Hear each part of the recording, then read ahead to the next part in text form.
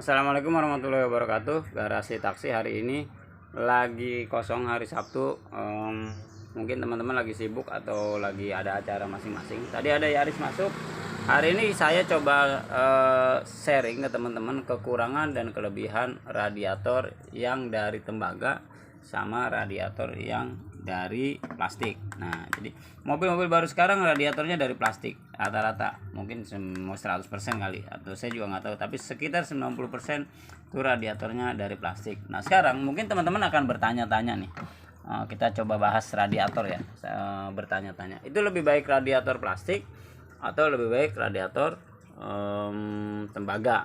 Ada kuningan, ada tembaga, pokoknya yang bukan plastik.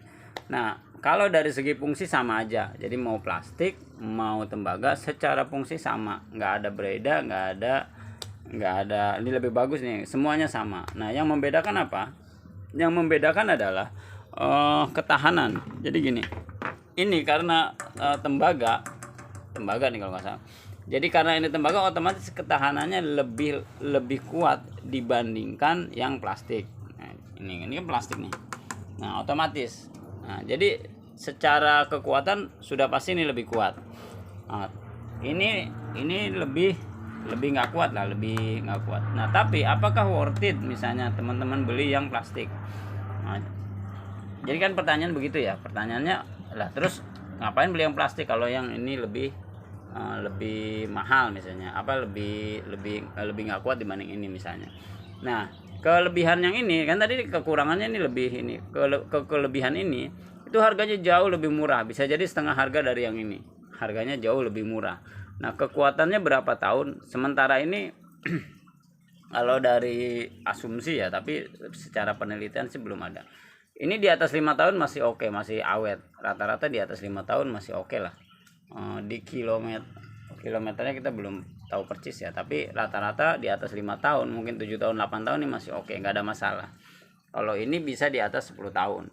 Nah, oke enggaknya balik lagi ke budget teman-teman, karena nanti pertimbangannya kan gini. Kalau teman-teman misalnya budgetnya misalnya pengen jangka panjang di atas 10 tahun, ya teman-teman belinya ini, tapi harganya 2 kali lipat. Contoh misalnya nih, yang ini harganya 600.000, yang ini paling nggak 1.200.000 sampai 1.500.000. Nah, itu balik lagi terserah teman-teman. Dengan budget misalnya 600.000, kekuatan kira-kiranya di 6 sampai 7 tahun. Dengan budget misalnya 1,5 juta, teman-teman kekuatannya di misalnya di atas 10 tahun. Terserah tuh teman-teman nanti yang ngasih pilihan. Nah, yang paling urgent adalah begini. Yang paling urgent tuh, teman-teman misalnya punya mobil lama. Nih, mobil lama rata-rata kan tembaga ini.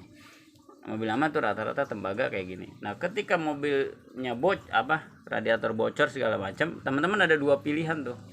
Teman-teman ngerapihin yang lama atau beli yang baru. Nah, itu sebenarnya masalahnya di situ. Nah, kalau nggak, sarannya kita sih, kalau teman-teman nanti misalnya ngerapihin itu budgetnya di atas 500 atau di atas 400, lebih baik beli yang baru. Nggak apa-apa yang plastik. Toh dia juga di atas 7 tahun kok menurut kita. Tapi terserah nanti teman-teman lihat kondisinya. Kalau memang bisa, karena kenapa? Menurut kita sih kalau misalnya ini diservis, teman-teman servis, kekuatannya nggak akan lebih dari 2 tahun menurut kita. Mungkin 3 tahun lah, itu udah oke banget. Jadi lebih baik teman-teman beli yang baru walaupun itu plastik. Nah, dari segi servis bagaimana? Dari segi servis ini bisa diservis. Ini pun sebenarnya bisa, tapi untuk ini kan bisa beli upper tanknya doang, atau beli bawahnya doang nih, bisa juga diservis. Ini lebih murah kan, sekitar 200.000 diganti mungkin 5 ya, kurang lebih seperti itulah teman-teman. Silakan teman-teman nanti dipilih baik yang mana. Tapi kalau memang teman-teman nanti diservis misalnya lebih harganya di atas 400, saran kita adalah mendingan beli yang seperti ini.